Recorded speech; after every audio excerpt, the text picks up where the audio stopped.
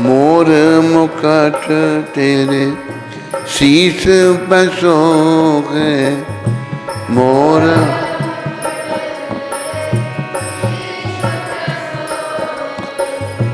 प्यारी बंसी मेरो मन मोहे,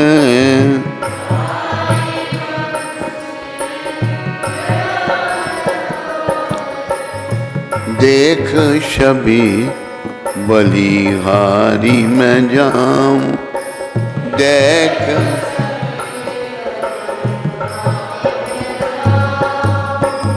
हे गिरधर तेरी आरती गाऊं,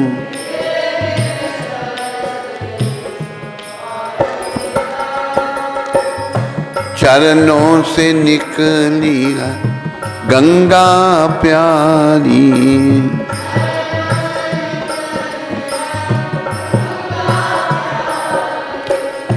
जिसने तारी दुनिया सारी,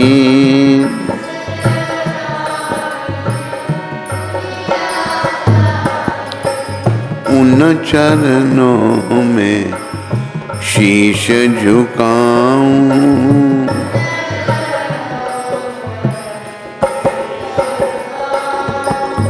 हे गिरधर तेरी आरती गाऊं,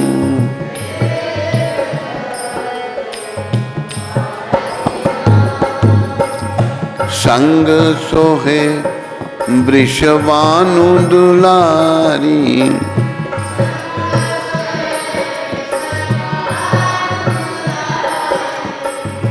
ललिता विशाखा सखियां सारी,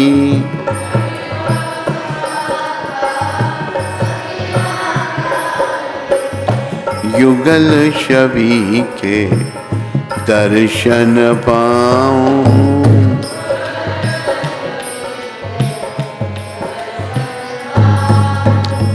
हे गिरधर तेरी आरती गाऊं,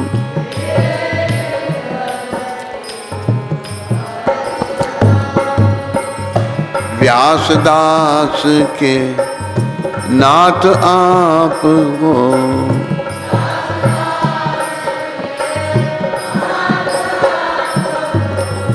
सुख दुख प्यारे साथ आप हो,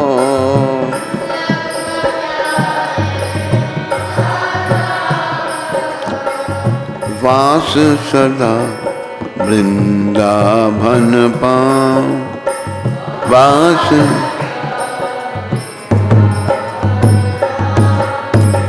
हे गिरधर तेरी आरती गाऊं,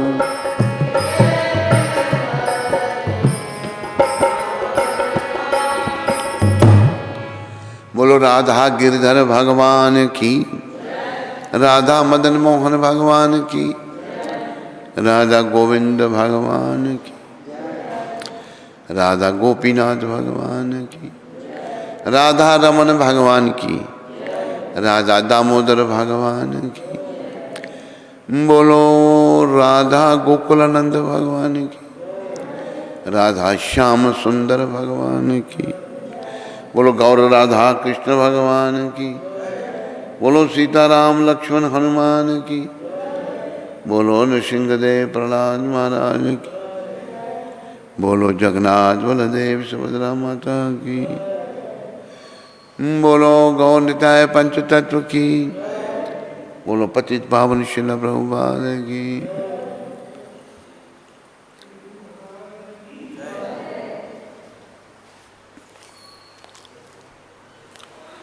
आज मंगलवार 29 सितंबर,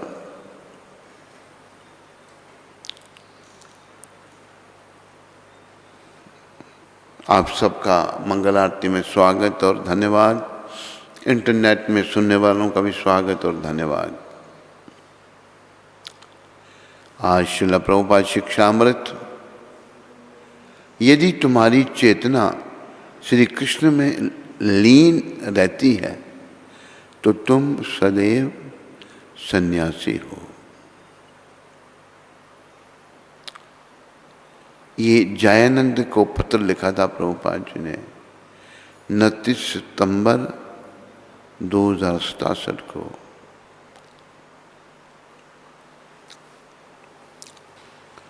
पहले थोड़ा सा जयानंद जी के बारे में बता दूं मैं आपको। जयानंद जो थे ये इनका अमेरिकन शरीर था, पर ये बड़ी नेक आत्मा थे, बड़ी पवित्र आत्मा।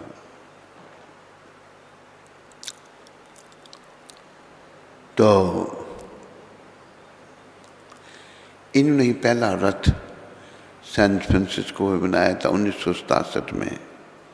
पहली रथ यात्रा सैन फ्रांसिस्को में हुई थी। तो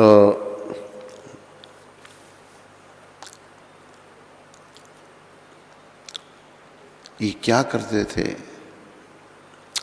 दिन भर प्रभुपाद की सेवा में रहना। तब कोई ज़्यादा भक्त भी संस्था में नहीं थे और रात को बेचारे टैक्सी चलाते थे। जितने $80-90 बनाए वो प्रभुपाद जी की सेवा में दे देते थे। इस महान आत्मा की बात सुनो, प्रेरणा दायक है इस महान आत्मा की बातें। क्या हुआ, इनको कैंसर हो गया। कैंसर हो गया तो इनके माता पिता ने इनको $5000 दिया कि तुम कैंसर का इलाज करवाओ। इस महान आत्मा जयानंद प्रभु ने क्या किया, ये मेरे सामने की बात है। 1975 में इनके माता पिता ने इनको $5000 दिया था। उसमें $5000 की बड़ी कीमत होती थी, वैल्यू होती थी। इन्होंने क्या किया, $5000 प्रभुपाद जी को भेज दिया और लिखा कि प्रभुपाद मुझे तो मरना ही है, मैं ये डॉक्टरों को क्यों फालतू में पैसा दूँ और बेकार करूँ, आप कृष्ण की सेवा में लगाएंगे। तो प्रभुपाद जी की आंखों में आंसू आ गए थे कि देखो ये कितना इसका भाव है। लेकिन प्रभुपाद जी कोई पैसे के पीछे नहीं थे, इन्होंने इसको $5000 वापस भेज दिए। उसने फिर प्रभुपाद जी को भेज दिए। देखो ये है ऊंची समझ, महान आत्माओं की ऐसी समझ होती है। तो इसे प्रभुपाद लिख रहे हैं 29 सितंबर को 1967 को। यदि तुम्हारी चेतना श्री कृष्ण में लीन रहती है, यही जीवन का उद्देश्य है। वह तुम्हारी चेतना भगवान में लगी है, तुम भगवान का चिंतन कर रहे हो, तो तुम सदैव सन्यासी हो। सन्यास तो धारण कर लिया, मन विषयों में भटक रहा है, क्या लाभ, इसका कोई लाभ नहीं। मन कृष्ण में लगे और याद रखो यही जीवन का उद्देश्य है। ये न केना प्रकारेण मना कृष्ण, क्या आगे,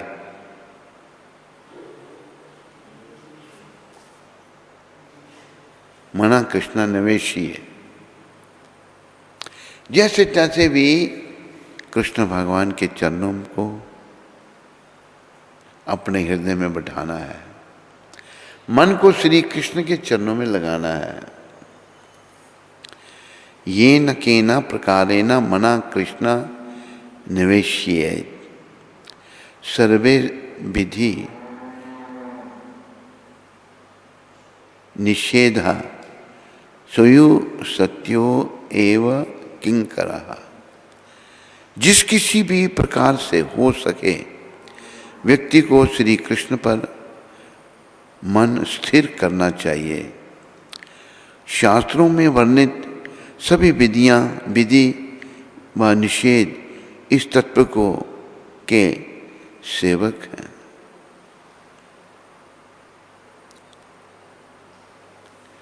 जैसे तैसे भी मन को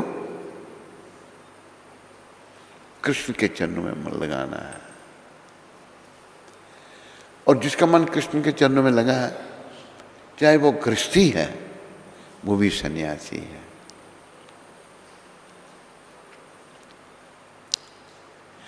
चाहे वो स्त्री है, तब भी वो सन्यासिन है। चाहे वो कोई शूद्र है, तब भी सन्यासी है। जिसका मन कृष्ण में लग गया, वो सन्यासी है। ये प्रभुपाद यहाँ कह रहे हैं। सन्यासी मन उसने संसार से विराग ले लिया है, सन्यास ले लिया है और कृष्ण के चरणों में अपने मन को लगा लिया है। तो हमने अपने मन को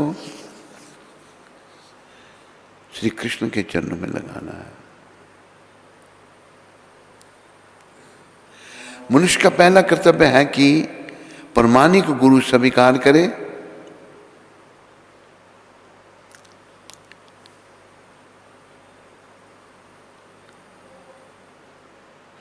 छात्र या शिष्य को अत्यंत जिज्ञासु होना चाहिए। उसे सनातन धर्म के विषयों में पूर्ण सत्य जानने के लिए उत्सुक रहना चाहिए। भगवान के विषय में जाने उत्सुक रहे हम। पर मेरा मन तो उत्सुक है संसार में, माया जाल में, स्त्री चिंतन में, बुराइयों में मेरा मन लगा हुआ। तो धर्म के विषय में पूर्ण सत्य जानने के लिए उत्सुक रहना चाहिए। गुरु शुश्वया शुष्या शब्दों का अर्थ है कि वह स्वयं गुरु के शारीरिक सुविधाएं प्रदान करके, जैसे स्नान करते, वस्त्र बदलते, सोते, खाते समय सहायता पहुंचाकर उनकी सेवा करे। यह गुरु शुष्णम कहलाता है। शिष्य दास की भांति गुरु की सेवा करे और उसके पास जो कुछ भी हो उसे गुरु को समर्पित कर दे। जो कुछ भी हो, प्रत्येक व्यक्ति के पास जीवन, संपत्ति, बुद्धि तथा वाणी होती है और इन सबों को गुरु के माध्यम से पूर्ण पुरुषोत्तम भगवान को अर्पित कर देना चाहिए। गुरु के सब कुछ कर्तव्य के रूप में अर्पित कर देना चाहिए, किंतु यह भेंट भौतिक प्रतिष्ठा प्राप्त करने के लिए बनावटी ढंग से नहीं, अपितु हृदय से की जानी चाहिए। यह भी थोड़ी सी विचारने की बात है कि गुरु के प्रति सब कुछ समर्पित कर देना चाहिए।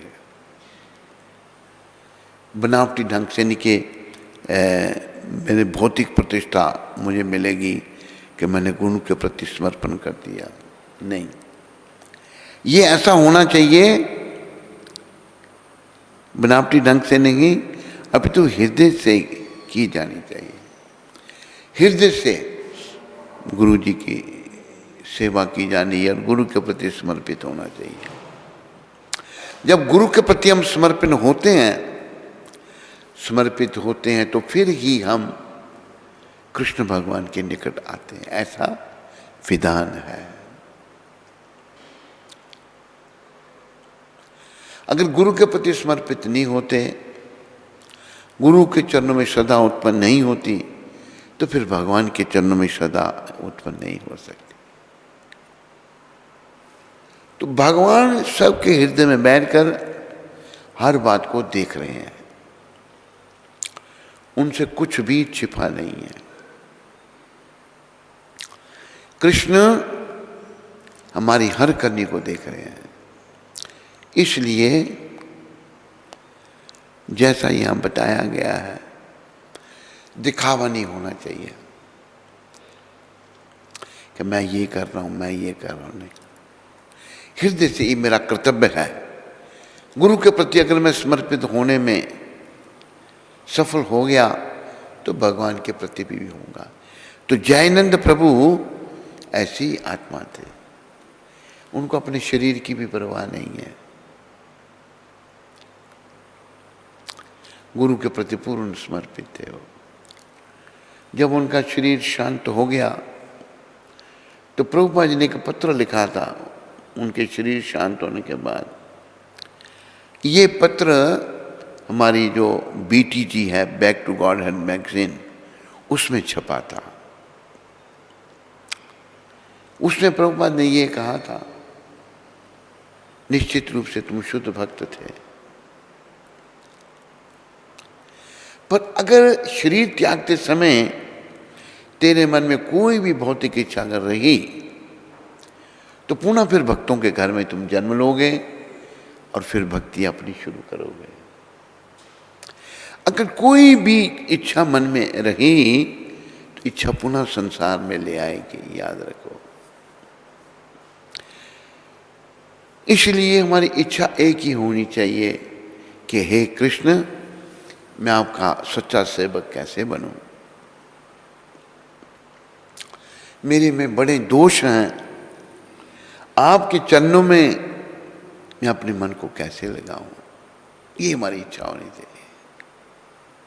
मेरा मन तो संसार में विषय विकारों में भटक रहा है, पर ये हर ओर से हट के आपके श्री चरणों में कैसे लगे। कृपा करो कि मेरे मन को अपने श्री चरणों में लगाओ। थोड़ी सी भी भौतिक इच्छा इस भौतिक जगत में आपको ले आएगी। तो भौतिक जगत तो हम सब ने देखा है, ये अच्छी जगह नहीं है।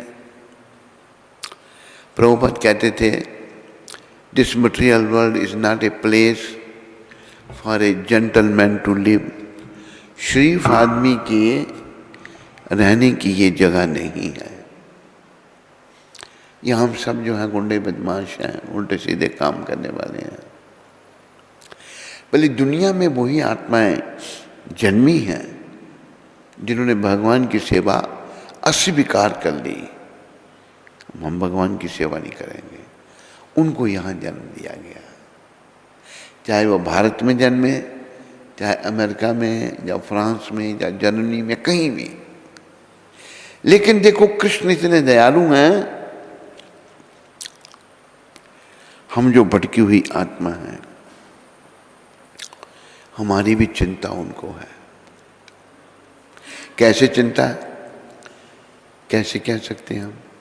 अगर उनको हमारी चिंता ना हो तो वो फिर अवतार क्यों लें?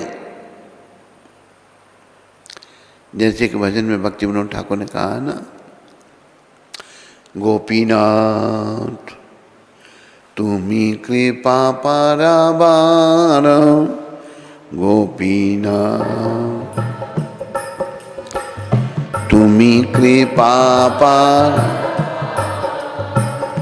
हे गोपीनाथ, आपकी कृपा का कोई पारावार नहीं, कोई सीमा नहीं। क्या? जीवे रे कारणे आशिया प्रपंच, जीवे रे का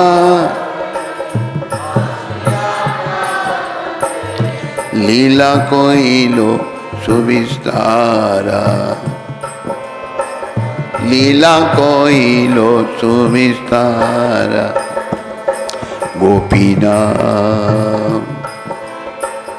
मम निवेदन सुनो,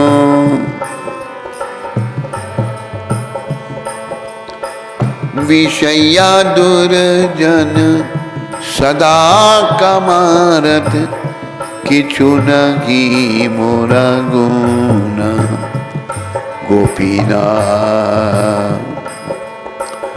मम निवेदन सुन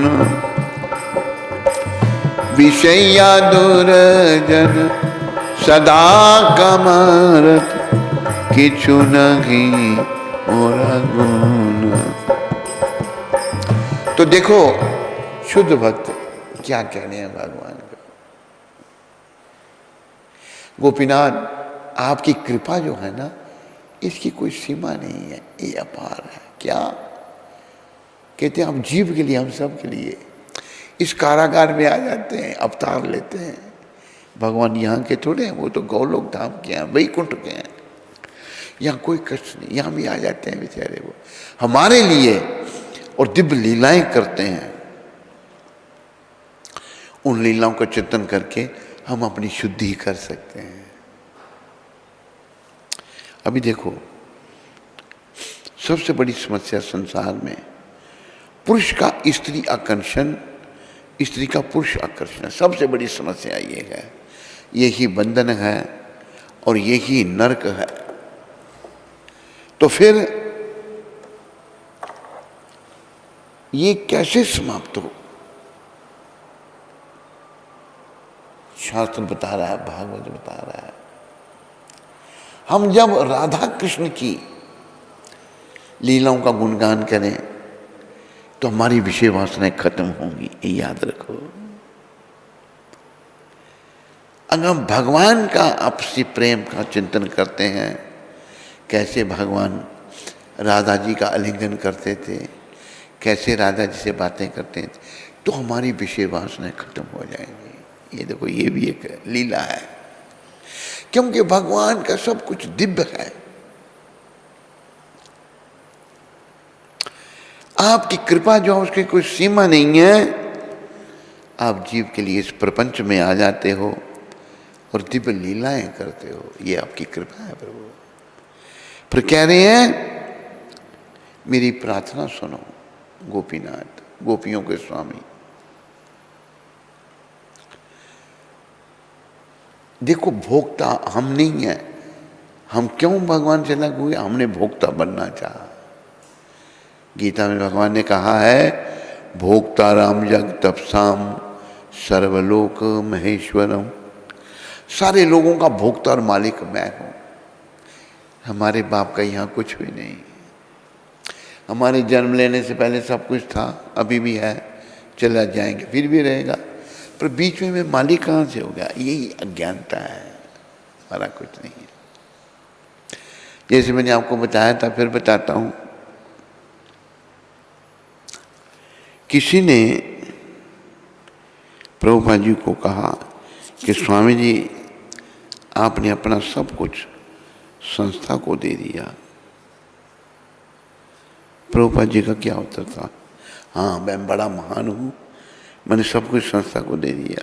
नहीं, कहते भाई मेरा था क्या जो मैंने दिया? ये सच्चाई है, हमारा कुछ नहीं है। हमने अज्ञानतापूर्ण अपना समझ रखा है, हमारा कुछ नहीं है। तो इस अज्ञानता को कृष्ण कृपा से, कृष्ण की भक्ति से खत्म किया जा सकता है। ये जो मेरी, मैं और मेरा, ये जो बंधन है ना, मैं और मेरा, तू और तेरा, है माया का घेरा, ये कांटा खटक रहा है। भजले प्राणी रे अज्ञानी, 2 दिन की जिंदगानी, वृथा क्यों भटक रहा है। नरतन मिला है तुझको, खो क्यों रहा है इसे खेल में। कंचन सी काया तेरी, उलझी है विषयों की बेल में। सुत और दारा, घेई भव सारा, कुछ भी नहीं है तुम्हारा, वृथा सिर पटक रहा है। तेरा भाई कुछ यहाँ नहीं है। तो ये अज्ञानता कैसे खत्म होगी? काम विकार को खत्म करके, मन को हरि चरण में लगाकर,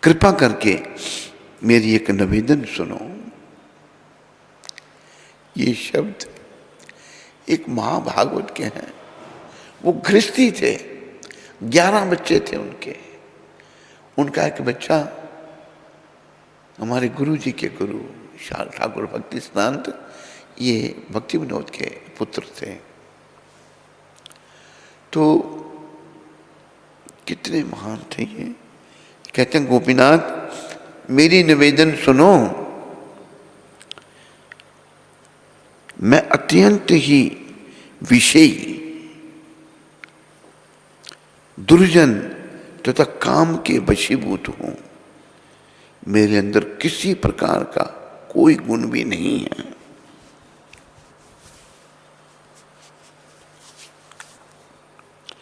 देखो, भक्ति माता का प्रताप ऐसा है, जो भक्त बन जाता है, भक्ति मां की जिस पर कृपा हो जाती है, वो विनम्रता की मूर्ति बन जाता है। जैसे एक बार एक मूर्ख ने प्रभुपाद को कहा, आर यू फर्स्ट क्लास? मूर्ख था प्रभुपाद, सच्चाई बोलते थे। आप प्रथम श्रेणी के हैं? प्रभुपाद कहते हैं no, I am 4th class. ये नहीं कहा मैं first class, I am 4th class. तो भक्ति माता का प्रभाव है कि भक्त विनम्र बन जाता है, उसमें अहंकार नहीं रहता। और हम में जो भक्ति अभी नहीं आई, हम अहंकार से भरे रहते हैं। सारे भक्त इस बात का ध्यान रखो, जो बातें बड़ी करता है, अपने आप को सही साबित करने का प्रयास करता है, ये बहुत बड़ा दोष है। मधुप्रिया उठा दे पीछे, आंखें बंद नहीं। ये सबसे बड़ा दोष है, याद रखो। अपनी गलती नहीं माननी, अपने नहीं मैं तो सही हूं, ये बहुत बड़ी मूर्खता है। पर यमदूतों के आगे मानना पड़ेगा सब कुछ। गुरु के आगे नहीं मानी, भगवान के चरणों में समर्पण नहीं किया, पर यमदंड भोगना पड़ेगा, उससे नहीं बच सकते। मैं काम के वशीभूत हूं, मेरे अंदर किसी प्रकार का कोई गुण भी नहीं है। मैं तो तुम्हारा दास हूं, तुम्हारे श्री चरणों में मैंने शरण ग्रहण की है, क्योंकि एकमात्र तुम पर ही मुझे भरोसा है। ऐसा हमें भी होना चाहिए। मैं आपका दास हूं और आपके श्री चरणों की शरण मैंने ग्रहण की है, और एकमात्र तुम पर ही मुझे भरोसा है और किसी पर भरोसा नहीं है। और याद रखो, हमारा तो पत्नी पर भरोसा है, पति पर भरोसा है, बच्चों पर भरोसा है। ये भरोसे सब झूठे हैं, ये सब धोखेबाज हैं, सब धोखा दे देंगे। लेकिन कृष्ण पर अगर हमारा भरोसा हो गया तो कृष्ण से धोखा नहीं मिलेगा हमको। हे गोपीनाथ, तुम मुझे किस प्रकार सुधारोगे, क्योंकि मैं भक्ति के विषय में कुछ भी नहीं जानता। आप कैसे सुधारोगे? मुझे तो भक्ति आती ही नहीं। जो परम भक्त हैं वो ये कह रहे हैं। तथा मेरी जड़मति संसारिक कामों में लगी हुई है। मेरी जड़ मतलब मूर्ख बुद्धि जो है संसारिक कामों में लगी हुई है, जिसके फलस्वरूप मैं इस घोर संसार में पड़ा हुआ हूं। उसी के कारण मैं संसार रूपी नरक में आ गया हूं। हे गोपीनाथ, ये सब तो तुम्हारी ही माया है, ये जो सब कुछ है। मेरा बल व ज्ञान नहीं है कि मैं उससे पार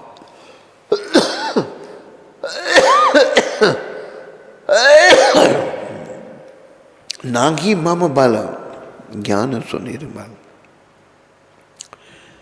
मेरे में बल नहीं है कि मैं उससे पार हो जाऊं, और ना ही मेरा शरीर स्वतंत्र है। देखो मैं बोल रहा हूं तो खांसी हो रही है। शरीर भी परतंत्र है, अपने हाथ में कुछ नहीं है, लेकिन ना मूर्ख लोग अपने हाथ में सब कुछ समझते हैं। अर्थात मेरा शरीर पूर्व जन्मों के कर्मों के अधीन है। पूर्व जन्म में जो मैंने कर्म किए उसके अधीन हूं मैं। अतः हे गोपीनाथ, यह पामर व्यक्ति रोते रोते तुमसे यही मांग रहा है कि तुम कृपा पूर्वक मुझे अपने श्री चरणों में स्थान दे दो। पामर मतलब बेकार का व्यक्ति। देखो क्या भावना है। ये पामर व्यक्ति आपसे यही मांगता है कि कृपा पूर्वक मुझे अपने श्री चरणों में स्थान दो। तुम सब कुछ कर सकते हो, भगवान सर्वशक्तिमान है। तुम तो दुर्जनों को भी तार सकते हो, जो अच्छे नहीं है, सज्जन नहीं है, दुर्जन हैं, उनको भी तुम तार सकते हो। अतः मुझ पापी का उद्धार करो, क्योंकि तुम्हारे अतिरिक्त इस पापी का और कौन है। देखो अपने आप को दुर्जन कह रहे हैं भक्तिविनोद ठाकुर। आप दुर्जनों को भी तार सकते हो, अतः मुझ पापी का उद्धार करो, क्यों कि तुम्हारे अतिरिक्त इस पापी का और कौन है। ऐसा ही हमारी सोच होनी चाहिए। मेरा कोई न सहारा बिन तेरे, नंदलाल संवरिया मेरे। मेरा कोई न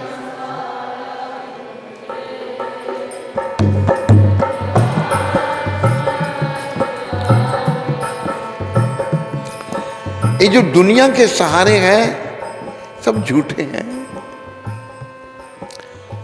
ये जितने रिश्ते नाते हैं बस मरघट तक ही जाते हैं, शमशान घाट तक जाते हैं।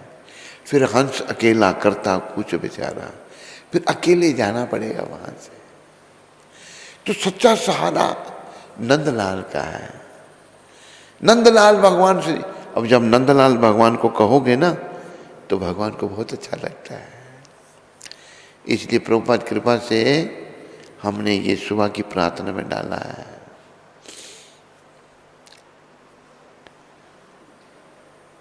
वंदे कृष्णा नंद कुमारा, नंद कुमारा मदन गोपाला, मदन गोपाला मोहन रूपा, मोहन रूपा नंद कुमारा। जय जय देव हरि, जय सच्चे। अगर भगवान को सच्चिनंदन कहोगे वो भी अच्छा लगता है। जय प्रभु दीन दयाल हरि, गोविंद हरि गोपाल हरि। तो हे नंदलाल,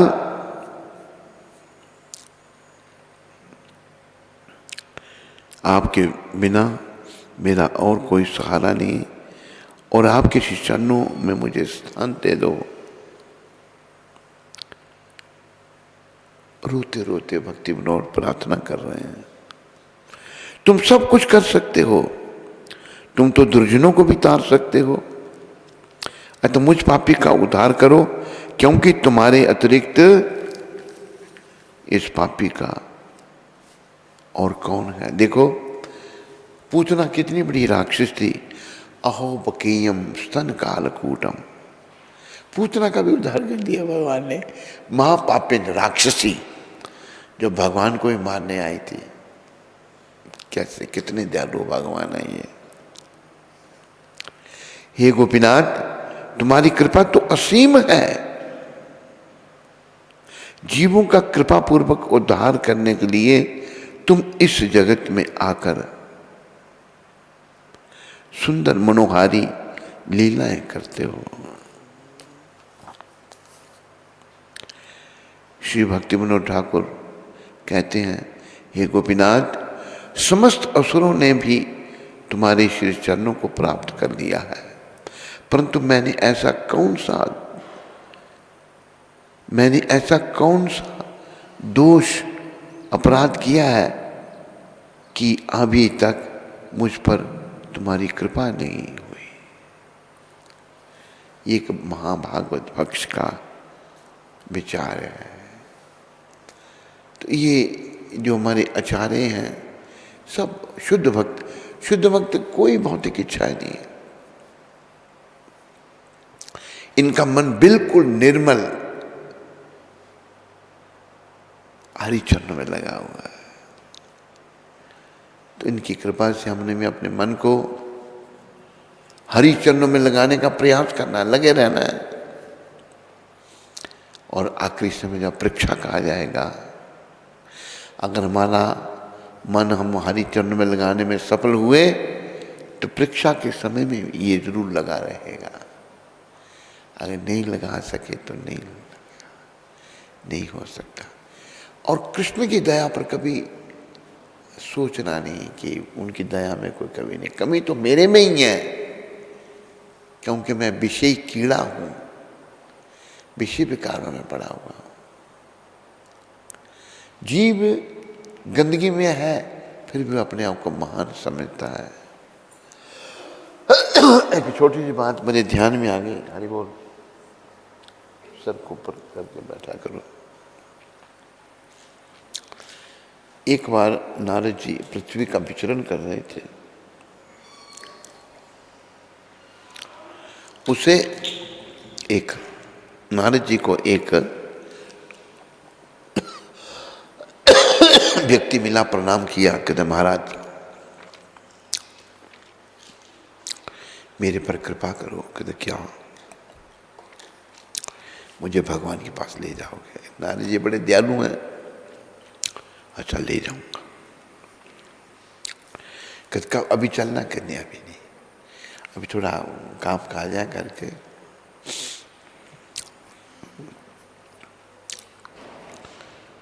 तो नारद जी आ गए। कहते बस चल, तेरे को वचन दिया था हमने। कहते नहीं महाराज, अभी थोड़ा बच्चों की शादी शुदी कर लूं, फिर खाली हो जाऊंगा। आए, फिर नारद जी आए। महाराज कुछ ये और थोड़े बहुत काम है, ये खत्म कर लूँ। फिर नारद जी आए तो मर ही गया था वो, अभी देखो कहाँ चला गया। संत तो वचन निभाते हैं। देखा उसी घर में वो बैल बना हुआ है और उसके लड़कों ने खेत में जोता हुआ है उसको। तो उन्होंने रोका, नारद जी कहा थोड़ा रुको। उसको बोला तू तो बैल की जोनी में आ गया है, अभी चल। कहते महाराज अगर मैं आपके साथ चल पड़ा ना, बैल की योनि में भी देखो कितना मोह है। इन ससुरों के पास पैसे नहीं है दूसरा बैल खरीदने के, कुछ फसलें लगवा दूं फिर चल पड़ूंगा। अच्छा, नारद जी फिर आए, बैल मर गया है, अभी कहाँ गया देखा ध्यान लगाकर, अब इसी घर में कुत्ता बना हुआ वहां बैठा हुआ है। अभी तो कुत्ते की योनि में आ गया, अभी चल। कहते महाराज, कहते अभी क्या है? कहते महाराज मेरे घर में जो बहुएं आई हैं ना, बड़ी लापरवाह है, खुला घर छोड़ के चली जाती हैं, मैं रखवाली करता हूँ घर की, तो थोड़े समझदार हो जाए फिर चल पड़ूंगा। फिर नारद जी तो कुत्ता मर गया, तो देखा ध्यान लग कहाँ पर है, उसी घर की गंदी नाली में कीड़ा बना हुआ है। नारद जी कहते अभी तो कीड़े की योनि में आ गया, गंदगी में पड़ा हुआ, चल। कहते महाराज, कहते अभी क्या है? कहते हमारी बहुएं चावल चुवल बनाती हैं, एक तो दाना जब चावल का गिर जाता है वो खा के मस्त हूँ, तेरी ऐसी तैसी, तेरी को मस्त करता हूँ मैं। नारद ने कीड़े को बाहर निकाला, मारा, चल मेरे साथ मूर्ख। ये माया इतनी प्रबल है, बहुत प्रबल है। लेकिन याद रखो भगवान से प्रबल भगवान की माया नहीं है। भगवान की शरण में आ जाओ और जीवन को सफल बना जाओ। कल प्रभुपाद कृपा से ये पुस्तक रख देना। दूसरे नंबर का जो गोपीनाथ का भजन है इसकी पर चर्चा करेंगे। हरे कृष्ण। क्या भाई?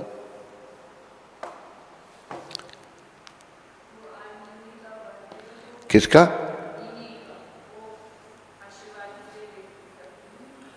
उसने क्या कहा कि केक बांटो?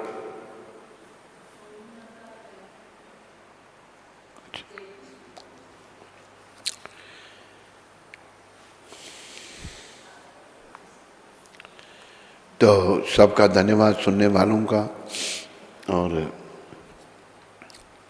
इंटरनेट में भी सुनने वालों का सबका धन्यवाद। प्रयास करो, भक्ति में लगो और भक्ति में लगाओ, जीवन को सफल बनाओ। हरे कृष्ण। कोई प्रश्न है? रोशनी माता अमृतसर से। हरे कृष्ण गुरुजी, दंडवत प्रणाम। मेरे पतित पावन गुरुदेव मुझ पर कृपा करें। गुरुजी, मेरा प्रश्न है कि मैं आपके प्रति समर्पण और सेवा का भाव कैसे जागृत कर सकती हूँ? रोशनी माता, प्रयास से जागृत होगा। जप करो, 24 घंटे भगवान का ध्यान रखने का प्रयास करो, तो धीरे धीरे भाव जागृत होगा। भाव अंदर गया पर वो ढका हुआ है हमारे दुष्कर्मों के कारण, हमारे बुरे चिंतन के कारण।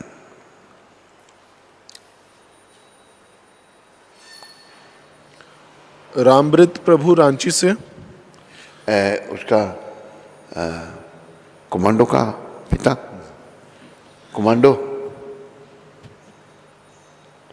कमांडो बनेगा ना तू?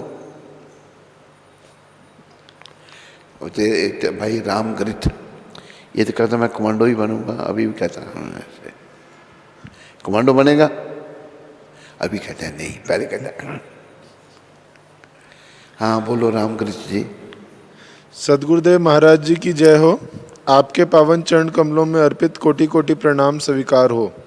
महाराज जी, हमारी शुरू से कुछ गलतियां और अज्ञानता के कारण हम संसारिक उलझनों में फंसे हुए हैं।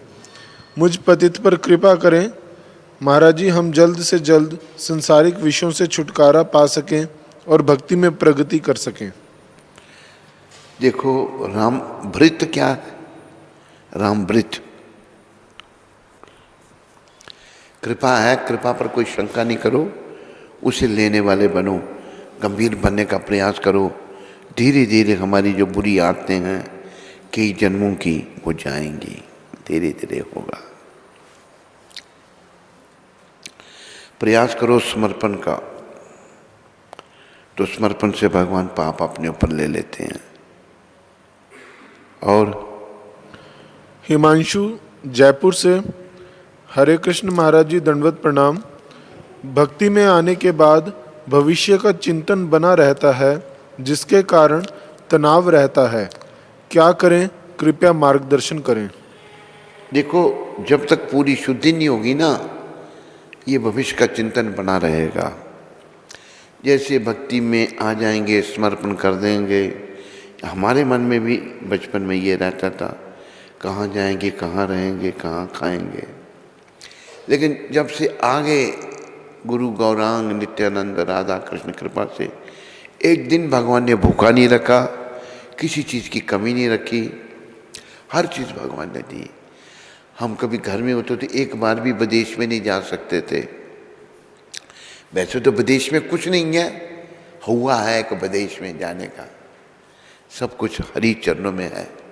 कई बार अमेरिका गए, कई बार इंग्लैंड गए, कई बार विदेशों में गए। तो ये सब मन की कमज़ोरी है। ये लगे रहने से, प्रयास करने से, समर्पण करने से ये कमज़ोरी जाएगी। हिमांशु, बस। निनी ऑनलाइन है आपसे आशीर्वाद के लिए। तो निनी माता, मेरी शुभकामनाएं तुम्हारे साथ हैं। तुम एक अच्छे बच्चे हो और अच्छे बनो। भगवान के चरणों में हर समय ध्यान रखो और अपने बच्चे को भी अच्छे संस्कार दो। तुम्हारा पति जो है उससे भी जप करवाओ, जिस दिन जप नहीं करे उसका भोजन बंद कर दो। बच्चे से जप करवाओ। आज के दिन, आज तुम्हारा जन्मदिन है और हमने शुभकामनाएं भेज भी दी थी, और हमारी ढेर सारी शुभकामनाएं तुम्हारे लिए, तुम्हारे परिवार के लिए। अभी कुंती माता बोलेगी। बार बार दिन ये आए, बार बार दिल ये गाए,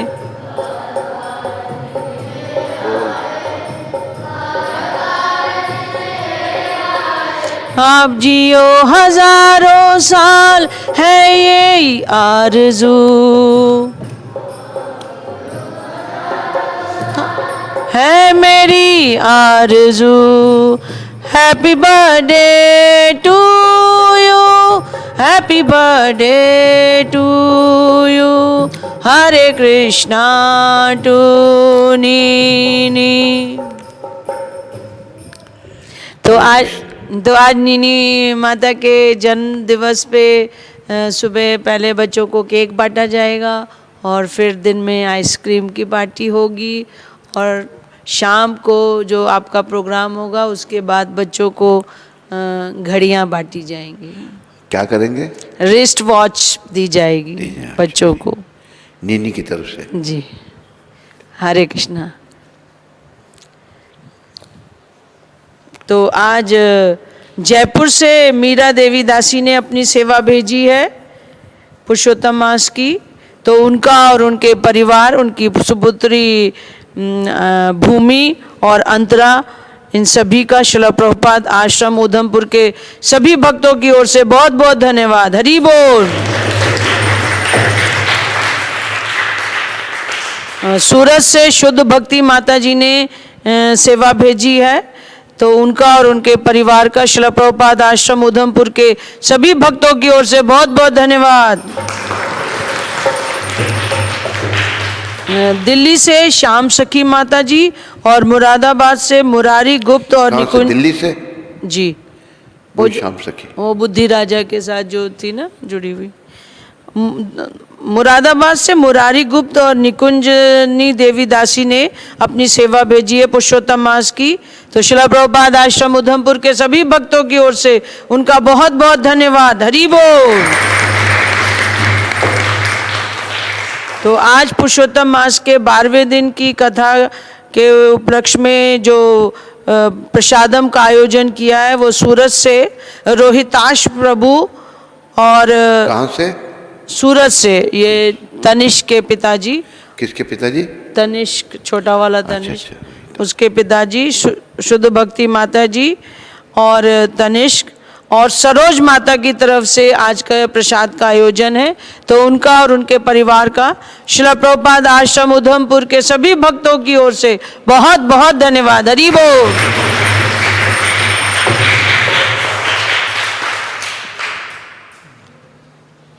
हरे कृष्णा। सत्संग चैनल पर श्री गुरु महाराज जी का कार्यक्रम रोज सायंकाल 8:40 पर प्रसारित होता है। उसमें यूके से आदि कवि प्रभु ने सहयोग भेजा है। हम सभी भक्तों की ओर से एवं सत्संग एग्जीक्यूटिव कमेटी की ओर से आदि कवि प्रभु और उनके परिवार का हार्दिक धन्यवाद करते हैं। हरि बोल।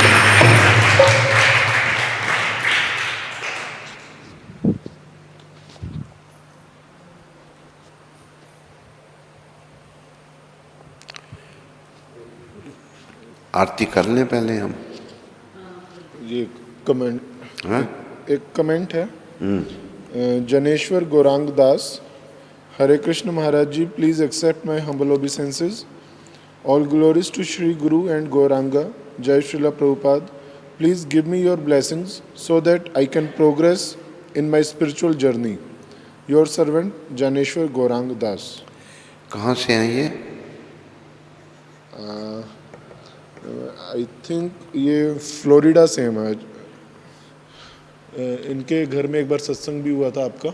इनके घर में एक बार सत्संग भी हुआ था फ्लोरिडा में। कौन इनके गुरु कौन है? आई थिंक जयपता का महाराज है शायद। अच्छा। नाइट स्टे भी किया था आई थिंक हमने नाइट स्टे भी किया था वहाँ पे। रात को रुके भी थे। रात को? अच्छा, ये फ्लोरिडा में। हाँ हाँ, अच्छा अच्छा। तो क्या कह रहे हैं ये?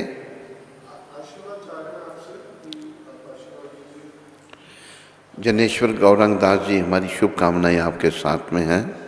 खूब भक्ति में प्रगति करो और याद रखो, भक्ति निष्काम करो भगवान की, कोई कामना नहीं रखो सिवाय कृष्ण प्रेम के। धन्यवाद जनेश्वर जी आपका। स्कंद पुराण में तुलसी देवी की प्रशंसा इस पर कर